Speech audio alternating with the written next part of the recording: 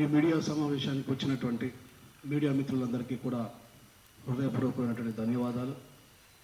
సమాజంలో నిజాన్ని సత్యాన్ని ప్రచారం చేయడంలో ఎప్పుడు ముందుటే మీడియా వాళ్ళకి మరొకసారి కృతజ్ఞతలు తెలియజేస్తూ, మరి చాలామంది 30 సంవత్సరాలుగా మాదిగ సహోదరులు వెనుకబడ్డారు.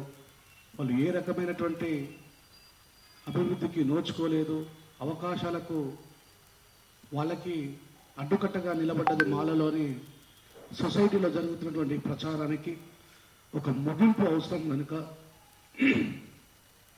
కాన్స్టిట్యూషన్ మీద, భారత రాజ్యాంగం మీద ఒక ప్రతిష్టాత్మకమైనటువంటి అవగాహన కలిగినటువంటి మేము సమాజంలో బాబాసాహెబ్ అంబేద్కర్ గారు రాసిన భారత రాజ్యాంగం కేవలం ఎస్సీల కోసమే కాదు, భారతదేశంలో ఉన్నటువంటి పీడిత ప్రజలందరి కోసమని కాలికి బలపం కట్టుకొని 4-5 రాష్ట్రాల్లో ప్రచారం చేస్తున్నటువంటి మేము మరి క్లియర్గా కళ్ళకు కనబడుతున్నటువంటి బీజేపీ ప్రభుత్వం ఏదైతే ఉందో వాళ్ళ ఎజెండానే భారత రాజ్యాంగాన్ని తొలగించడం, మనుస్మృతిని తీసుకొని రావడం. దాంట్లో భాగంగా ఇక్కడ ఉన్నటువంటి కొద్దిమంది ఇదే ప్రెస్ క్లబ్లో మాట్లాడిన మేధావులకి నేను చాలా శాంతియుతంగా ప్రేమపూర్వకంగా 2-3 క్వశ్చన్లు అడుగుతాను, వాటికి మీరు సమాధానం చెప్పాలి. సామాజిక స్మగ్లర్లు అని మాట్లాడినటువంటి ఒక ఆయనను ఇంకా సమాజం పట్ల అవగాహన కలిగి ఉన్న వ్యక్తిగానే గౌరవిస్తున్నా. ఏ రకమైనటువంటి ఆలోచన లేకుండా, ఒక సైంటిఫిక్ రీజన్ లేకుండా మరి మాలలు అన్ని రంగాల్లో అభివృద్ధి చెందినరు. ఉమ్మడి హక్కులైనటువంటి హక్కులని కేవలం మాలలు మాత్రమే దొబ్బి తిన్నారని మాట్లాడుతున్న ఆయనకి, ఆయనతో పాటు చాలామంది ఇదే ప్రెస్ క్లబ్లో కూర్చొని పాపం మాదిగలకు అన్యాయం జరిగింది, అసలు మాదిగలకు అన్యాయం జరిగితే మాలలమైన మేమే ఊకోము, మరి మీ అందరికీ ప్రత్యేకమైనటువంటి ఆహ్వానం ఏంటో అవసరం ఏంటో మాకైతే అర్థం కాలేదు. దీనికి చరిత్రలో చాలా సాక్ష్యాలు ఉన్నాయి. కారంచేడు, చుండూరు, ఈ దేశంలో ఏ సామాజిక వర్గానికి అన్యాయం జరిగినా ముందు నిలబడేది మాలలే. అది సైంటిఫిక్గా ప్రూవ్ అయింది. చరిత్రాత్మకమైన అంశాలు కూడా ఎన్నో ఘట్టాలలో మనం చూసాం కూడా. మరి ఈరోజు ఈ సామాజిక వర్గాలకి న్యాయం తెంపడం కోసం వాళ్ళకే సరైన న్యాయం చేసుకోలేని వాళ్ళు, మరి బాబాసాహెబ్ అంబేద్కర్ గారు ఆర్టికల్ 340 ప్రకారం నా బీసీ సహోదరులకి 52% రిజర్వేషన్ బాబాసాహెబ్ అంబేద్కర్ గారు కల్పిస్తే అప్పుడున్నటువంటి ప్రభుత్వాలు ఒప్పుకోక మరి ఆ రిజర్వేషన్ని నిలిపివేస్తే మండల్ కమిషన్ బిపి మండల్ గారు ఎవరైతే ఉన్నారో బాబాసాహెబ్ అంబేద్కర్ గారు చూపిన మార్గంలో నడిచి భారతదేశ వ్యాప్తంగా కాశ్మీర్ టు కన్యాకుమారి వరకు ఉన్న బీసీలని ఐక్యం చేసి ఒక పోరాటాన్ని చేసి 27% రిజర్వేషన్ కాన్స్టిట్యూషన్గా ఈరోజు పొందుతున్నటువంటి నా బీసీ సహోదరులు, నేను బీసీలకు ప్రతినిధులం, బీసీల నాయకులం అని మాట్లాడుతున్న వాళ్ళకి మీకు ఏమాత్రమైనా కామన్ సెన్స్ ఉంటే, నిజంగా బీసీ సమాజం పట్ల మీకు ప్రేమ ఉంటే, ఈరోజు ఎకనామికల్ వీకర్ సెక్షన్ పేరు మీద ఎలాంటి పోరాటాలు చేయకుండా సాధించుకున్నటువంటి అగ్రవర్ణాల్లో ఉన్న పేదల రిజర్వేషన్,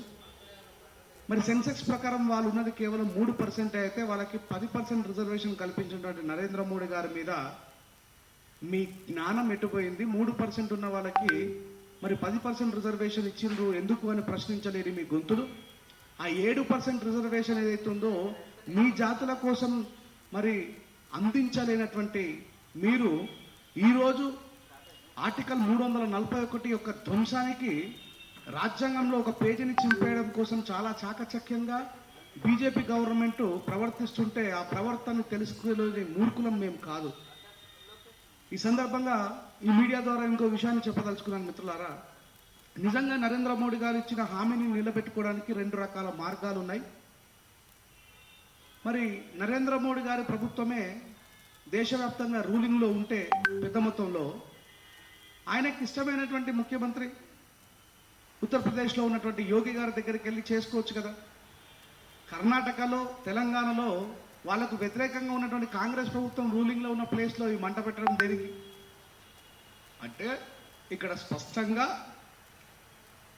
మెలకువతో ఉన్నది, తెలివితో ఉన్నది, సమాజం యొక్క బాధ్యతను తన భుజస్కంధాలపై వేసుకున్నటువంటి మాల సమాజం తర్వాత మాదిగ సమాజం వీళ్ళు ఎప్పుడు కూడా యాక్టివ్గా ఉండి ఈ సమాజంలో జరుగుతున్న ప్రతిదాన్ని అన్కాన్స్టిట్యూషనల్గా తీసుకొచ్చే ప్రతిదాన్ని వ్యతిరేకిస్తారు. కాబట్టి ఈ సమాజం మధ్యలో చిచ్చు పెట్టాలనేటువంటి ఆలోచన చేసినప్పుడు కనీసం అవగాహన లేనటువంటి కొద్దిమంది మూర్ఖులు మరి మాదిగ సమాజం వైపు మేము నిలబడ్డాం, మీరు దోసుకున్నది చాలు, వాళ్ళకి అన్యాయం జరిగితే మేము ఊరుకోమంటే మా ఎంటికని కూడా పీకలేరు మీరు అనే విషయాన్ని చెప్తా ఉన్నా, గుర్తుపెట్టుకోండి.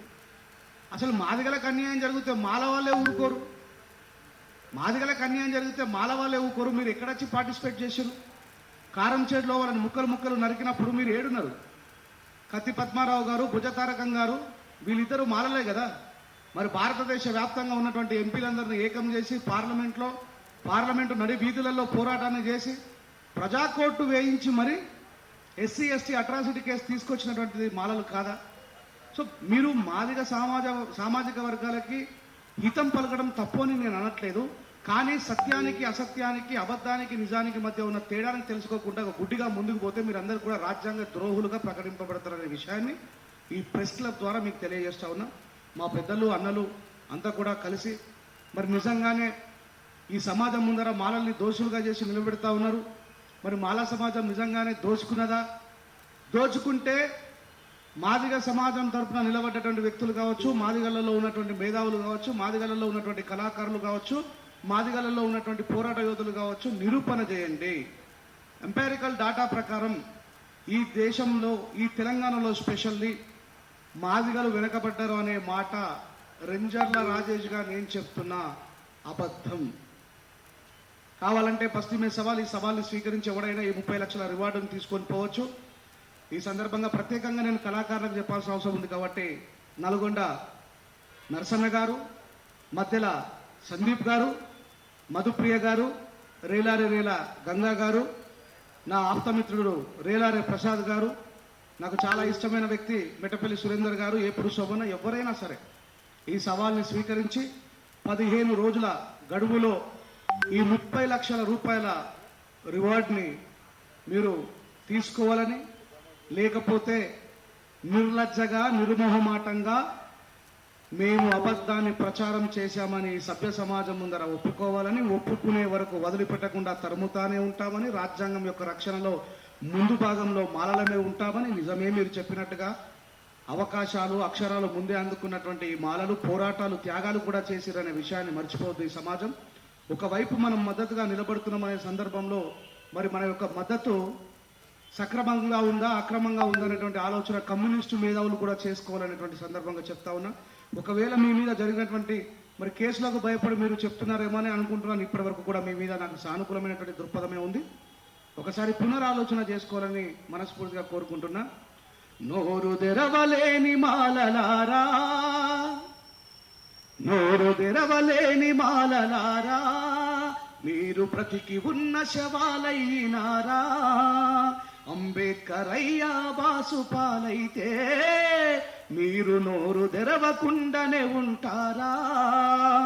రాజ్యాంగం రక్షణకై నడుం కట్టి రండి, మనలో ఉన్న మనువాదుల పనులను చూడండి. రాజ్యాంగం రక్షణకై నడుము కట్టి రండి, మనలో ఉన్న మనువాదుల పనులను చూడండి. రక్తపు కూడుకు మరిగిన తోడేళ్లతో జరగట్టి రాజ్యాంగపు రూపమునే కాలరాయ చూస్తుండ్రు. నోరు తెరవలేని మాలలారా, మీరు బ్రతికి ఉన్న శవాలైనారా. 30 సంవత్సరాలుగా మాలల్లో ఉన్నటువంటి మేధావులు కూడా భయపడి మౌనం వహించి అయ్యో మేము ముందుకు కదిలితే మరి నిజంగానే మేమే తోసుకున్నామేమోనన్న భ్రమల్లో ఉన్నటువంటి ఓ మాల మేధావులారా, పెద్దలారా, మీకోసమే ఈ పాట నేను రాసిన. రండి, పూర్తి తరహాలో ఈ దేశంలో జరిగినటువంటి వ్యవస్థ మొత్తం కూడా మేము పునర్పరిశీలించడం, 500 పేజీల సలహాల సూచనలు కూడా దిగంబర్ గారు, నేను, మిగతా వాళ్ళందరం కూడా చాలా సూక్ష్మంగా చదివినాం. అది ఏకంగా భారత రాజ్యాంగానికి వ్యతిరేకమైనటువంటి రిజర్వేషన్ని ఎత్తివేయడం కోసం ఒక వ్యక్తి ఒకసారి మాత్రమే రిజర్వేషన్ ఉపయోగించుకుంటే వాళ్ళ జీవితాలు మారిపోతాయా? మరి 10,000 కోట్లు ఇస్తారా, 10 కోట్లు ఇస్తారా ప్రభుత్వం? అర్థం కావట్లేదు. బీసీలకే క్రిమి లేయర్ పెట్టడం తప్పు అనే విషయాన్ని మాలలుగా, జ్ఞానవంతులుగా, అంబేద్కర్ గారి వారసులుగా మేము ఖండిస్తా ఉన్నాం. ఈరోజు ఆర్టికల్ 29 అనేటువంటిది తీసుకొని వచ్చి మరి దాని ప్రకారం మెరిట్లో కూడా రిజర్వేషన్ వదిలి మెరిట్లో కూడా పోటీ పడే అవకాశాన్ని కాలరాస్తున్నారు. కొంచెమన్నా సామాజిక జ్ఞానం మీకుంటే, మీకు బాధ్యత ఉంటే సిగ్గు తెచ్చుకొని వాటి మీద మాట్లాడండి. మాదిగల మధ్యలో వచ్చి మాట్లాడాల్సిన అవసరం లేదు, అంత సీన్ కూడా మీకు లేదు. మేము మా పంచాయతీ దింపుకోగలుగుతాం, మాకు ఇంకొకరు చెప్పాల్సిన అవసరం లేదని తెలియజేస్తూ మరొకసారి మీరందరూ స్పృహలో ఉండి మాట్లాడాలని. నోరు జారితే ఇక అవతలలో మాట్లాడతారు. Thank you very much. జై భీమ్.